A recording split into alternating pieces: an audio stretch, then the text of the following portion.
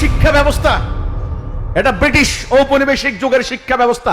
তারা পরিকল্পিতভাবে এই জাতির মধ্যে ডিভাইড এন্ড রুল পলিসির কারণে তারা একদিকে মাদ্রাসা, একদিকে সাধারণ এডুকেশন শিক্ষা দিয়েছে। সাধারণ শিক্ষা ব্যবস্থা থেকে ভলিউম ভলিউম বই পড়ে যারা বের হচ্ছেন শিক্ষিত লোক দু চারজন বাদে, ম্যাক্সিমাম দুর্নীতিবাজ, কোটি কোটি টাকা পাচার করে নিয়ে যাচ্ছে, দেশের সম্পদ লুণ্ঠন করছে, তারা ডাকাতি করছে, চুরি করছে, অফিসে চাকরি করছে, ঘুষ খাচ্ছে, রাজনীতি করছে, টাকা লুণ্ঠন করে নিয়ে যাচ্ছে। এই শিক্ষিত লোক বের হচ্ছে কলেজ বিশ্ববিদ্যালয় থেকে দুর্নীতিবাজ, চরিত্রহীন, নীতি নৈতিকতাহীন।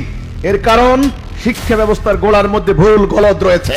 আর মাদ্রাসার মধ্যে যে শিক্ষা ব্যবস্থা, আল্লাহ রাসূলের প্রকৃত ইসলাম শিক্ষা দেওয়া হয় নাই। এখানে সিলেবাস কারিকুলাম নির্ধারণ করেছে ব্রিটিশরা, কি পড়ানো হবে, কি বাদ দেওয়া হবে তারা ঠিক করেছে। 146 বছর এদেরকে শিক্ষা দিয়েছে ক্ষুদ্রাতি ক্ষুদ্র মাসলা মাসাইল নিয়ে বাড়াবাড়ি। ইসলামের বুনিয়াদি বেসিক আসল ব্যাপারগুলি শিক্ষা দেওয়া হয় নাই। ইসলামের অর্থনীতি, ইসলামের সামরিক নীতি, ইসলামের রাষ্ট্র ব্যবস্থা ইত্যাদি শিক্ষা দেওয়া হয় নাই।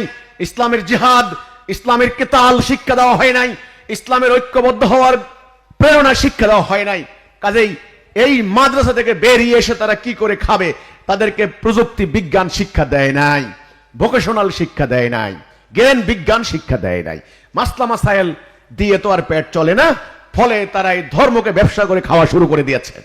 কাজেই আজকের যে ধর্মের নামে উগ্রবাদ, ধর্মের নামে বাড়াবাড়ি, ধর্মের নামে সীমা লঙ্ঘন, নারীদের উপরে নিপীড়ন, পর্দার নামে বাড়াবাড়ি, সংস্কৃতির নামে বাড়াবাড়ি, ভিন্ন ধর্মের উপরে আক্রোশ, আক্রমণ, সাম্প্রদায়িকতা ইত্যাদি এই ভুল শিক্ষা ব্যবস্থার গোড়ায় নিহিত রয়েছে।